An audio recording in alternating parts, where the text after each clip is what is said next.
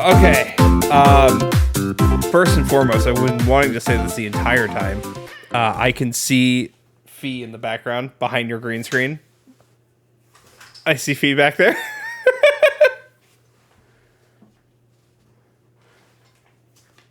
Can you see her? What do you mean, how can I see her? She's past your green screen.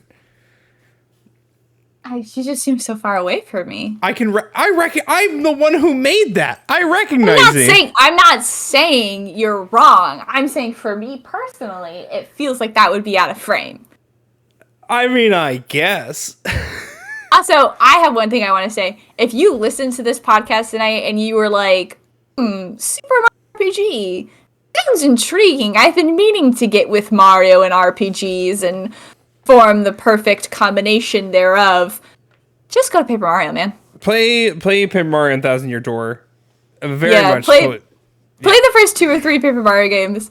You're good. Like, Super Mario RPG, it's fun. It's cute. It's got some good stuff. But, like, if you really want a good Mario RPG mix, or if you do want to play all 3, play RPG first and go up. Don't go backwards. Like, don't go backwards. Yeah. Start from the beginning and then go to 64 and then go to Thousand Year Door. I will say the biggest thing this game did for me was make me be like, oh man, I want to be playing Paper Mario right now. I wish this was Paper Mario. Yeah, we're not trying to sway anybody from playing this game. I think it is a wonderful pickup, and I think anyone who buys it will enjoy it as a first experience. But it is very hard going from Paper Mario to this one. We've never played this initially. Yeah, I told Blake this earlier, and I actually didn't say it at the podcast, even though I planned to. This game walked so Paper Mario could run, and I love it for that. I respect it for that. It's got its own charms. It's got its own fun little mechanics. But it is definitely, like, horse and buggy versus automobile. It's like Paper Mario's just better. Also, to our 49th follower, Holy Roman Empire, a good friend of both of our channels, thank you for the follow. With the hot take that Alan Wake 2 was robbed of Game of the Year. You know what? Holy Roman Empire, I think it was robbed of Game of the Year. It did win Game of the Year. What was that? What did I send you? Was that New York Times? Yes. Somebody named it Game of the Year. Credible game. I absolutely agree. It deserved the awards it got. It deserved a Game of the Year nomination. I can't say it should have won, but I can't say it shouldn't have won. It was a really good game. Of everything I've seen and all the games I've played, and as much as I loved Super Mario Wonder, I knew it didn't deserve to be up there. And as much as I loved Spider-Man 2, I knew it wasn't. I mean, both deserved to be up there, but neither deserved to win. Okay? Like, I feel about Resident Evil 4. I think it deserved to be up there. I think they did an incredible job. I don't think it deserved the win. Which is fair. Which is totally fair. Also, Flute Man won Game of the Year. 1,000%. Oh. You know what I'm talking about? No. You didn't see that dude with the 6th throw just, like, hitting it on the flute? No. Oh, look up Flute Man Game of the Year. Like, Google him. We did get to see the Herald of Darkness musical live. I'm guessing. Oh, you're talking about. I'm not gonna lie. I've seen this man. What? Go ahead. I have seen this man. I'm not gonna lie. The Alan Wake 2 music, like, live musical thing they did, it was a little cringy. It was kind of cringy. Yeah. To be fair, I'm just gonna say, I think half the things award shows do is cringy. Like, really, I mean, like, I think it was cringy, but, like, let's compare it to the other stuff that happened in that award show. Because, like, they did bring out Gonzo. They brought out Muppets before, but this is the worst they've done. This is the worst. I think Beaker came out last year, and it was actually, like, really charming and funny. But Gonzo was weird this year. And naming the chicken Zelda, and it was a weird thing that I had to see. Casey, I'm still laughing at the idea of Mario Wonder Elephant guy looking sad in the audience, still like clapping. Was there actually a guy dressed as the Mario? No, but I read that comment and I lost it. I would love to have seen that. I would love for that to be real. Imagine if every category someone dressed up. You had your Mario Wonder Elephant guy. You had your your suit of armor. You have someone dressed up as who's RE4? Why can't I think of his name? He's the guy, the main character. Leon Kennedy? Yeah, I couldn't think of that for some reason. I blanked, and I know him. And then you know have Mr. Leon S. Kennedy? Bootlicker. He's a real bootlicker, and he's a bioterrorist apologist. Oh God. Let's see what else. You had someone dress up as Alan Wake, which someone already technically did. So No. You don't even need someone. Alan Wake himself was there. Yeah. He was in it. You don't need someone dressed up as him. The man himself was there.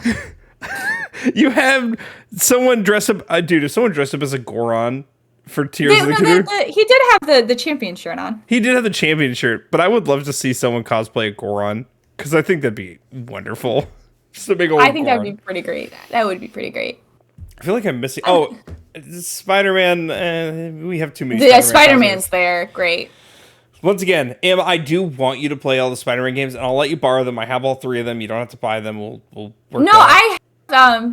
I have the first one because it was free on PS Plus one. Oh, you time, have Spider-Man Remastered. One of them. Yeah, play it. Play the first one. The first one's really, really good. I really, really enjoyed it. The collectibles, the platinums, that was technically my first platinum was Spider-Man 2018, and it's not hard either. It's not a slog. I've heard. It truly has never been I haven't played it just because I don't want to play it. It's probably just because, despite how great it is, Spider-Man, a game about Spider-Man doesn't appeal to me that much, even though I know it's really good. And also just there's been a lot of games to play, and time is limited. I think you'll enjoy it. Give it. I think I will too. That's one of those things where I was like, I know once I play it, I'm gonna enjoy it, and I'm gonna be like, wow, that was so good. It's just like getting myself to like do it. Also, if it does make you feel better, this is why I praise games like Spider-Man and Spider-Man 2.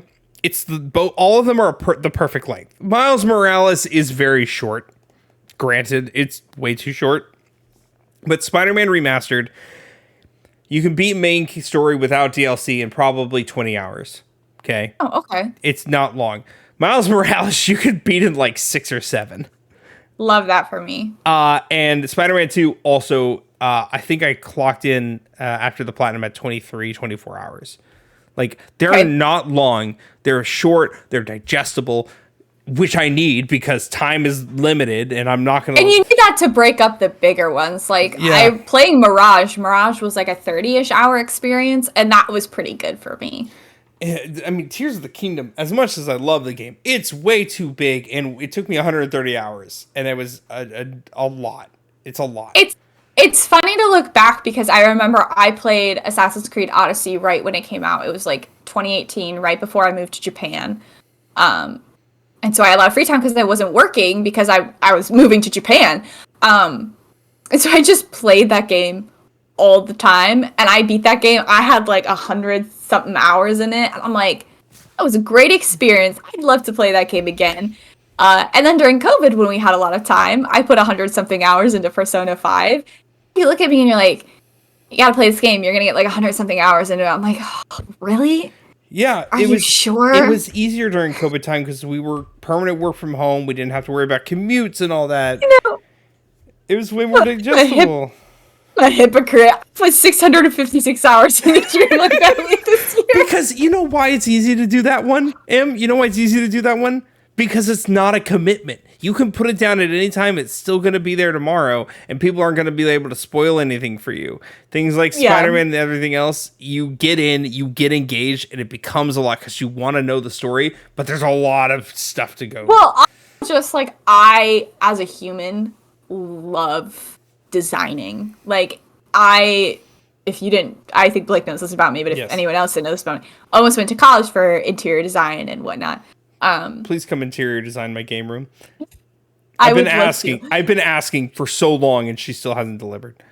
And I love any game, and this is like Animal Crossing. I told you I got back into Animal Crossing early this year, and I did very little of actual playing Animal Crossing. I went to the Happy Paradise Island, like the DLC, and I did like 40 houses where they'd be like, here's the design I want. And I'd be like, love it. And I like from top to bottom, inside out, would just like design their perfect home. So much fun with that. And so I love that too because, you know, that's something really cozy I can do. But in the background, I can have like see Joke playing a horror game or a TV show going or something like that, where it doesn't take all my mental energy. It's something that calms me and I can enjoy doing, but I can also have something else going on. Right. And I agree. Whereas, like, you hand me Persona 5, and I'm like, oh, Lord. Hey. That is 120-some hours of reading. You made me play Danganronpa, which is not 120-something hours of reading, but it's still about 30 to 40 hours of reading. That's way more reading. I agree. Danganronpa is definitely in that category. I'd say it's a little more digestible because you can do, like, the games one at a time, and it's like 30 hours a piece-ish. Yeah. I'd say, no. Danganronpa is like 15 hours to beat. No, the first one took me... No, the last one took me 36 hours, I think. The first one was only 15. First one's short. Is like 15. First one's 15. The second one was 25. Like, they increased by like 10 hours. We played a different game than the rest of these people. What? Single player... main story, 56 hours and 20... What game were you playing? For Danganronpa, the first one? What game were you all Hold playing? on. How... Oh, this is 1 and 2 Reload combined. Okay. Maybe that's a little better. Trigger Happy Havoc. Still feels way too long.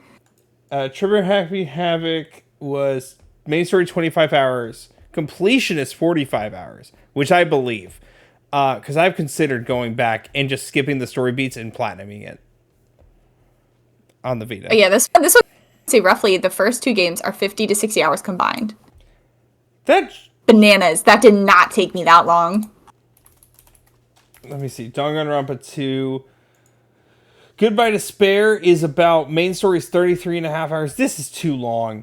This didn't take me this long either. I'm with you. The third one did take me a long time. If yours took you that long, though, it was because you were streaming at the same time. So there was, like, a lot going on. How long did B3? It was 40 hours. It didn't even take me 40 hours. I wish I had my playtimes in front of me. I could pull my Twitch playtimes up, but I'm not going to. My mother called me and then sent me text earlier, and then my brother called me, and now my brother just tried to FaceTime me. Oh. Weird. We're very popular people. People need us. Apparently, when we're doing this. Well, how much money... Sorry, I just looked over at my video games, and I just remembered Wind Waker exists, and I don't have it on Switch. And I'm bitter again. No, don't think about it. When are you going back to Assassin's Creed Odyssey? Because I feel like you kind of hate me. I don't hate you, but remember what you were just saying about looking at something that's over 100 hours, and it becomes like a slog? I'm looking at something that's over 100 hours, and I'm just like, But you've already started. That's the hardest part. Is the first step is the hardest. I know, but even when I get through, I'm gonna like, well, now I want to platinum this, and then it's gonna be another. The platinum's so easy. It's ridiculously easy. Okay. It's if you do most of the stuff on the map, like it's insane. It's an insanely easy platinum. Okay. Look, I just don't have time for long games anymore. My next game on my list, other than Mass Effect, is I'm going to Andromeda. I'm going to actually play Jedi the Star Wars games, the first one that came out in like 2018. Never expected that to come out of your mouth. Never expected you to look at me and tell me you were playing a Star Wars game. Absolutely floored right now. Why? I used to be a huge Star Wars fan. No idea about that. That's a bit of a red flag in my opinion. Why? I got over like Star Wars is no longer a thing for me. I don't love it, but I've heard nothing but good things about Fallen Order and Jedi Survivor. Also, please don't tell my best friend Cassie I said that. I have her number. Star Wars so much. She loves Star Wars so much. I don't think it's red. I think it's only a red flag in men. I used to love it. I used to really love it, and then. Even after episode 7, when they introduced Rey, I loved Rey. I thought Rey was sick. Rey's fantastic. Everything about her. And then episode 8 released, and Rey was still cool, but everybody else sucked. And then episode 9 released, and they made it really weird. And I'm like, all right, I can't anymore. I'm done. I'm tapped out. Let me say this, Casey, because Casey, I love you. And I think there are good Star Wars fans out there. One of my best friends is a huge Star Wars fan. I think there are some Star Wars fans who have left a bad taste in my mouth. And specifically the ones who were super racist and misogynistic in the last couple movies.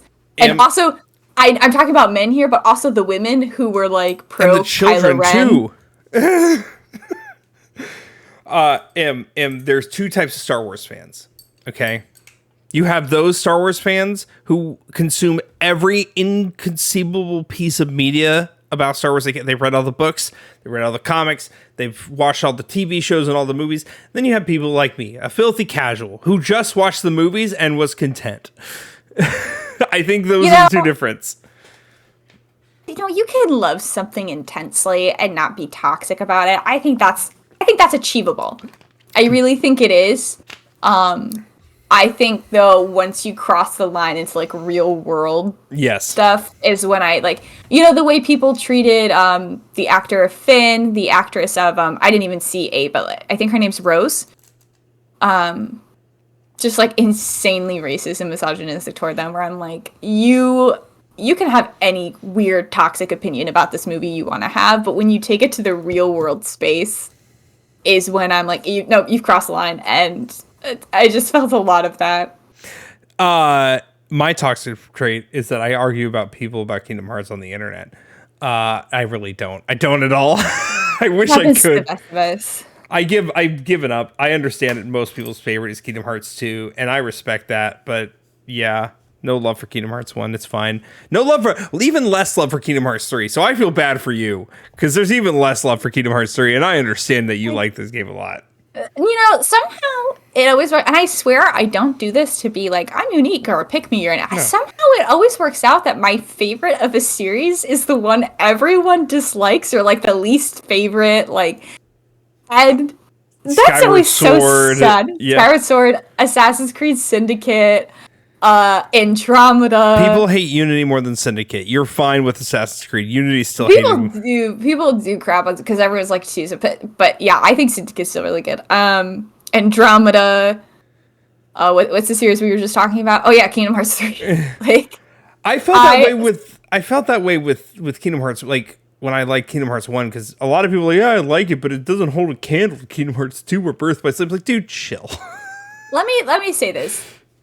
I think I'm a little basic because I'm very easily swayed by pretty graphics. Oh, I know. And I love Kingdom Hearts 2.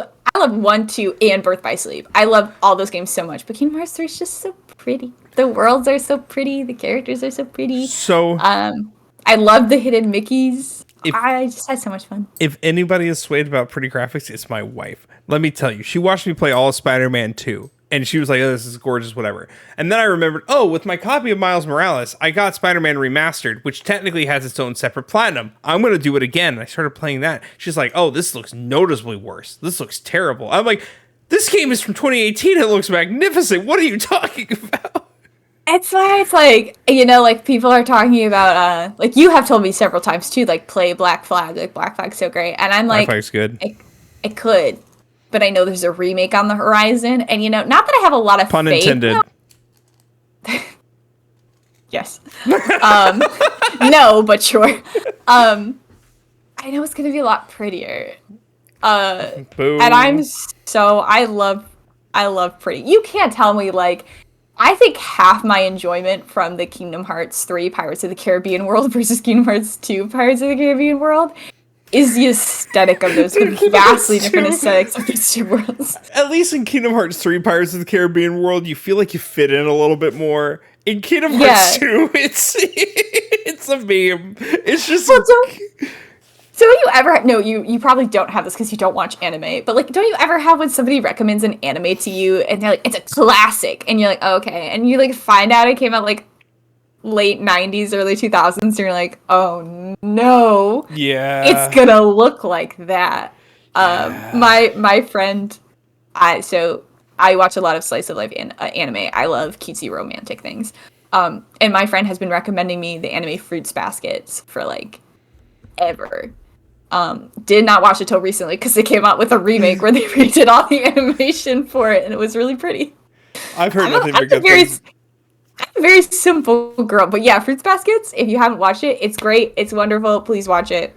All my friends in high school watched Fruits Baskets. That and It's a. Oh, Oh, go ahead. sorry. That what? And Elfen Lied, which is that horror anime from the 2000s, which was very gory apparently. I didn't watch any of it. Fruits Basket has a lot of lore, a lot of mythology to it. It's a lot of fun. But anyway, I'm a very simple girl. I like pretty things. I mean, Very easy to lure me in. for Christmas, I 3D printed Emily Fee, and I never saw her face light up so much about a pretty thing in my life. So pretty. I love her. I love her. She's so pretty. Yeah. Simple girl. It's like I think if you asked me gameplay wise, which one was my favorite, I loved melding commands in Birth by Sleep. I had a lot of fun doing that and Yeah. a lot of fun like leveling them up to like meld them some more. I also loved Kingdom Hearts 3 had 3 different stories, so like even though you went to the same worlds, everything was really different. I think I had the most fun playing that one. If you ask me whose story I like the best, would probably be 2 because I love Axel a great deal. More than a great And deal. I also, She would marry that man.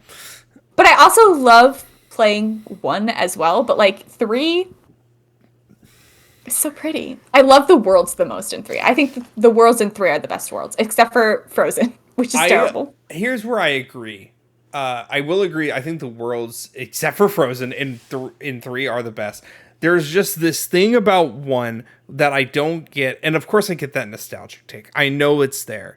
But every time I play 1, I learn something new. I find something I never found before because there's no indicator. There's always some hidden like Easter egg somewhere of something you can do. I didn't know until I was 27 years old the 2 moving platforms in Hollow Bastion that move up and down so you can go up the ledge to continue to Riku. You can go when they move up. You can go under them, and there's a door there. You can glide. Yeah. I didn't know that, and I've been playing this game since I was 10 years old, and so I'm like, what? And so I don't know. I get this sense of wonder that I didn't get from other games, and even though I know the story like the back of my hand, and I've beaten every single boss, the secret boss, and everything, there's always something to find and always some fun to have. There's a lot of games too that like I felt Ocarina of Time is a game where I still have that. Or recently I watched Griffin McElroy did a like 1-hit randomizer for Ocarina of Time. And just like some of the things he did or like some of the things the chat told him to do, I was like, wow. Played this game for the majority of my life and did not know that was a thing. Thank you for sharing. Yep. There's always I will never be the person who says game companies are getting lazy. I don't think they are. I think some are. Activision, EA. But I feel like that old sense of wonder is starting to fade slightly. I don't know what it is. Once again, it could just be a nostalgic tick I used to have that I just don't have anymore. But a bitter place at the moment because I'm a little more on the side of, and this is bad because I'm not inherently on the side of corporations, but just listening to the endless complaints from the Dreamlight Valley community that just don't exist elsewhere. okay, I feel like part of the problem here has become that like when you were a kid, you had that sense of wonder, but I feel like now, especially like, I don't want to say like we're entitled, but I think there's a lot of like binge playing and binge watching and like you do it all really quickly and then you're like, I need more. And it's less about like enjoying the experience that you have and more like, oh man, I'm delving through it so quickly and then it's done. And I feel like that's especially like with, the Dreamlight Valley scenario where like there's updates every 2 months where people will be like, here's the update. And they'll literally they will do the entire star path that's supposed to take you a month. They will max out the 2 new characters. They would do it all in a day. And then they'll be like, well, I can't believe you're making us wait 2 months for an update. Like, this is terrible. I paid $30 for this game 2 years ago. So, shit, I had a thought, now it's gone. Sorry. Oh, no. Oh, yeah, no, I got it. That is the reason I started platinuming games, is because now I'm forced to get more out of them. And I get that major dopamine hit when I do it too. It feels good. There's never been a platinum where I felt bad for like experiencing more of the games I loved. Except for when I paid 99 cents for My Name is Mayo, which took me 45 minutes to get to platinum. Not even kidding. All you do is tap a jar of mayonnaise. That's incredible. Oh, it's very funny. Like the dialogue and stuff is very funny for this simple 45-minute game. But I've never felt a sense of accomplishment. Now, every time I go to psnprofiles.com to look at all my games list from my PS3 up to my PS5 and see all the things that back in the day I never platinum. Now I'm like, I kind of want to go do that and see if I can go platinum those. I do feel like platinuming does let you like get the full value and experience out of your game instead of just like playing it and moving on. There's nothing wrong with playing a game and moving on. I think the problem becomes when you play it so quickly because you just want to consume it really quickly and move on to the next thing and you don't fully appreciate the game, and then you're like, man, that was a bad game, or like, you lose that sense of wonder. I feel like it kind of hurts you as the player. Whereas like I feel like platinums kind of force you to explore a bit more.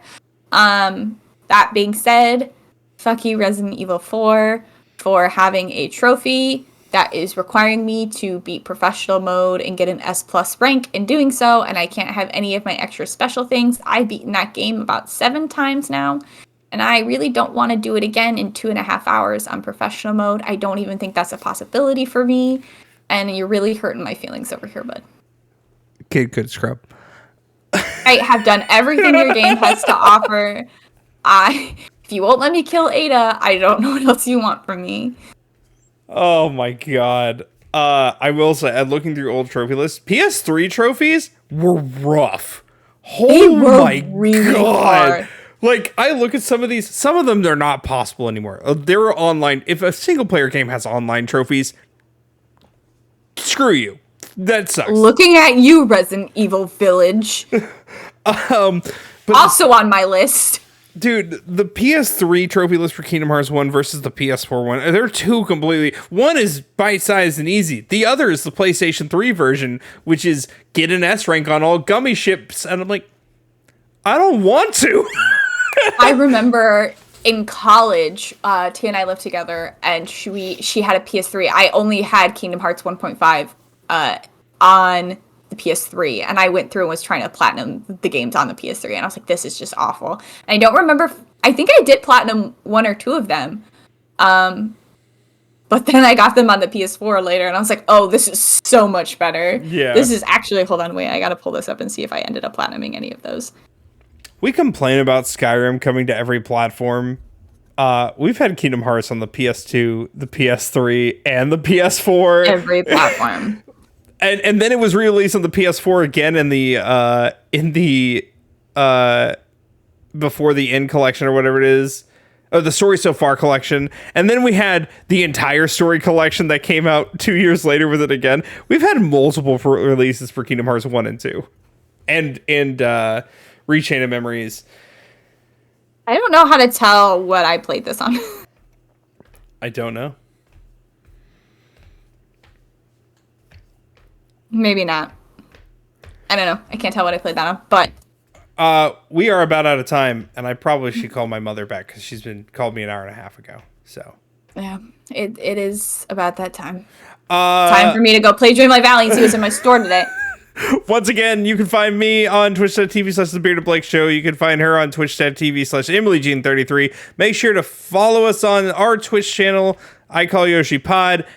Subscribe to us on our YouTube channel if you're watching here on YouTube. Do both. We're almost at affiliate level, which once we hit 50 followers, we're 1 away. I'm going to make it a point to, stream on here a couple extra days instead of my own channel just to get us to affiliate status. Play the indie horror games on here. I will also play, if we are hitting affiliate, I will play Blake's... I don't have to do it. I'll let her do it. Sentinel, whatever. 13 Sentinels. Dude, you need to play that and Mario Odyssey. Oh, I do need to play Mario Odyssey. I also need to play the original Mass Effect series. Oh, boy. Oh, yeah, when you texted me yesterday that Mario RPG wasn't clicking, I thought you said Mario Odyssey, and I was about to be very upset. I was like, no. That was the beginning of Super Mario RPG, where, like, the story was really slow, the game was, I was feeling really tedious from the fighting, and then you got those, and that was around the time I had that stupid Shy Guy who sang to me, like, 8 times in a row, and I was like, I despise you. On that note, we're gonna let everybody go. We have another episode in 2 weeks. I don't know what we're talking about. I don't know the topic either. We have a list. We can do our Zelda or our 3D Mario episode. What do you want to do? But you gotta play Odyssey, so play Odyssey. Let's not do 3D Mario. I have some 3D Mario games to play.